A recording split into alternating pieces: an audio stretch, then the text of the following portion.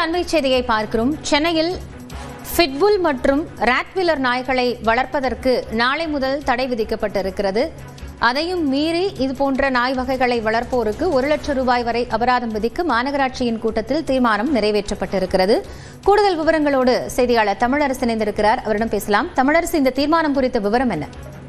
காயத்ரி, சென்னையில் செல்ல பிராணிகளை வளர்க்க உரிமையாளர்கள் கட்டாயம்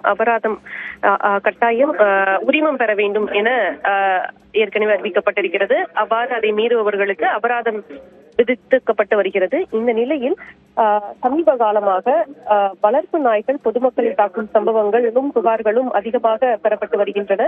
இதில் பெரும்பாலான சம்பவங்களில் பிட்புல் மற்றும் ராட்வீலர் இன நாய்களின் ஆக்ரோஷமான குணநலங்களால் அதிகமாக பொதுமக்களுக்கு பாதிப்பு ஏற்படுவதாக புகார்கள் வந்துள்ளன. இந்த நிலையில் சென்னையில் நாளை முதல் பிட்புல் மற்றும் ராட்வீலர் நாய் இனங்களை புதிதாக வாங்கி வளர்ப்பவர்களுக்கு 1 லட்சம் ரூபாய் அபராதம் விதிக்க சென்னை மாநகராட்சி மன்ற கூட்டத்தில் தீர்மானம் நிறைவேற்றப்பட்டிருக்கிறது. மேலும் சென்னை மாநகர பகுதிகளில் பிட்புல் மற்றும் ராட்வீலர் இன வளர்ப்பு நாய்களை வளர்ப்பதற்கும் தடை விதித்து தீர்மானம் கொண்டுவரப்பட்டிருக்கிறது.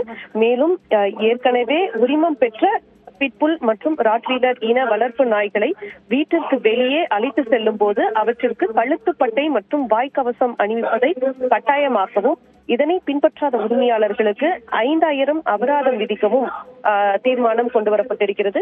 நாளை முதல் புதிதாக ராட்வீலர் மற்றும் பிட்புல் நாய்களை வாங்கி வளர்க்க உரிமம் பெறுவதற்கு சென்னை மாநகராட்சி தடை விதித்து மன்ற கூட்டத்தில் தீர்மானம் கொண்டு வந்திருக்கிறது. காயத்ரி, நன்றி தமிழரசி, தற்போதைய விவரங்களுக்காக.